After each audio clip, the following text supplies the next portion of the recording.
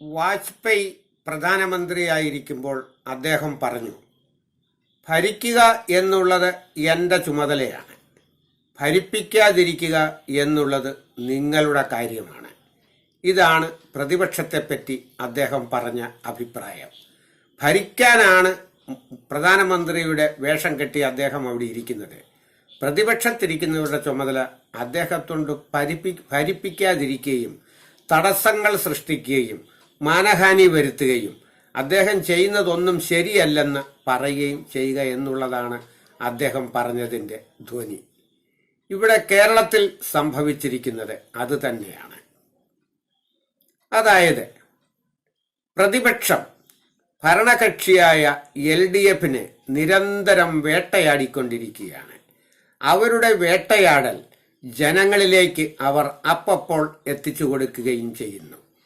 അതിനെ പ്രതിരോധിക്കുവാൻ ഈ LDF ഗവൺമെന്റിന് സാധിച്ചിട്ടില്ല എന്ന് വേണം കരുതാൻ. അതാണ് ഇപ്പോഴുണ്ടായ ഈ ഇലക്ഷനിൽ സംഭവിച്ച അതിഭീകരമായ പരാജയം.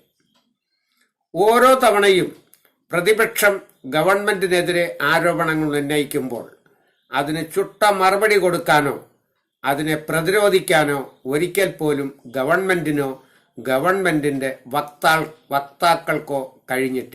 മുഖ്യമന്ത്രിയെ ടാർഗറ്റ് ചെയ്തുകൊണ്ട് എന്തെല്ലാം സംഭവങ്ങൾ പ്രതിപക്ഷം പറയുന്നു.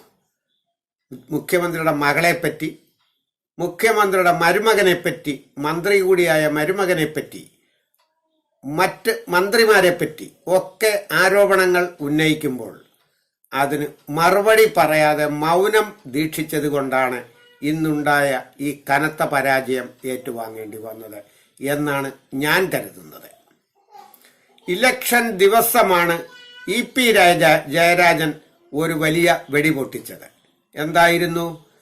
BJPയുടെ നേതാവായ ജാവ്ദേക്കർ തന്നെ വന്ന് കണ്ടുവെന്നും ഞങ്ങൾ കാണാറുണ്ടെന്നും പറഞ്ഞ സംഭവം CPMന് BJPയുമായി അന്തർധാരയുണ്ടെന്നുള്ള പ്രതിപക്ഷത്തിന്റെ ആരോപണത്തെ ശരിവെക്കുന്നതായി വോട്ടർമാർ കരുതി. മറ്റൊന്ന്, ഇലക്ഷൻ സമയമാകുമ്പോൾ നടക്കുന്ന കൊലപാതകങ്ങളും ബോംബ് നിർമ്മാണവുമാണ്. ആരാണ് ഒരു രാഷ്ട്രീയ പാർട്ടിയെ വിജയിപ്പിക്കുന്നത്? നിഷ്പക്ഷമതികളായ ആളുകളാണ്. ഈ നിഷ്പക്ഷമതികളുടെ മനസ്സ് മാറിപ്പോയാൽ ഒരിക്കലും ഒരു സ്ഥാനാർത്ഥി, പ്രതീക്ഷിച്ച സ്ഥാനാർത്ഥി ജയിക്കുകയില്ല. ഇവിടെ സംഭവിച്ചതും അതുതന്നെയാണ്. കൊലപാതകികളും BJPയുമായി ബന്ധമുണ്ടെന്ന് വിചാരിക്കുന്നവർക്കും എന്തിന് വോട്ട് നൽകുന്നുവെന്ന് ചിന്തിച്ചു പോകും ഏതൊരു വോട്ടറും. ഇതിന്റെ ഫലമായിട്ടാണ് LDFന് കനത്ത പരാജയം ഏറ്റുവാങ്ങേണ്ടി വന്നത്. ഇതിന് യാതൊരു മാറ്റമുണ്ടെന്ന് എനിക്ക് തോന്നുന്നില്ല. കഴിഞ്ഞ ഒരു പ്രാവശ്യവും ഞാൻ ഇതേപോലൊരു വിഷയത്തെ പ്രതിപാദിച്ചുകൊണ്ട് വീഡിയോ ഇടുകയുണ്ടായി. അന്നും ഞാൻ പറഞ്ഞത്, ഇലക്ഷൻ സമയത്ത് നടക്കുന്ന ഈ വാദപ്രതിവാദങ്ങൾക്ക് തക്കതായ മറുപടി ഗവൺമെന്റ് കൊടുക്കുന്നില്ല എങ്കിൽ, അഥവാ മൗനം പാലിച്ചാൽ അത് ശരിയാണെന്ന് സമ്മതിക്കുന്നതിന് തുല്യമാണ്. ഇതിനൊക്കെ മറുപടി പറയണം എന്നാണ് ചില പാർട്ടി പ്രവർത്തകർ ചോദിക്കുന്നത്. മറുപടി പറഞ്ഞേ മതിയാകൂ. മറുപടി പറയാഞ്ഞതുകൊണ്ടും സ്വന്തം മിഷണറിമാരെ ഇറക്കി ഇതിന് പ്രതിവിധി കാണാഞ്ഞതുകൊണ്ടുമാണ് ഇത്ര വലിയ കനത്ത പരാജയം LDFന് അഥവാ CPMന് ഏറ്റുവാങ്ങേണ്ടി വന്നത്. ഇത് CPMനോടുള്ള വിരോധം കൊണ്ട് പറയുന്നതല്ല. ഇനിയെങ്കിലും ഗവൺമെന്റിനെ പ്രതിരോധിക്കുന്ന ശക്തികളെ വാക്കുകൾ കൊണ്ട് അവരെ നേരിടാൻ തയ്യാറാകണം.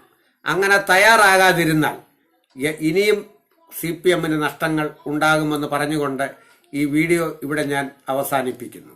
ഈ വീഡിയോ കണ്ട എല്ലാവർക്കും എൻ്റെ നന്ദി അറിയിക്കുന്നു. വാൾട്ട് വിഷന്റെ മറ്റൊരു വീഡിയോയുമായി ഞാൻ വരുന്നതുവരെ എല്ലാവർക്കും നമസ്കാരം.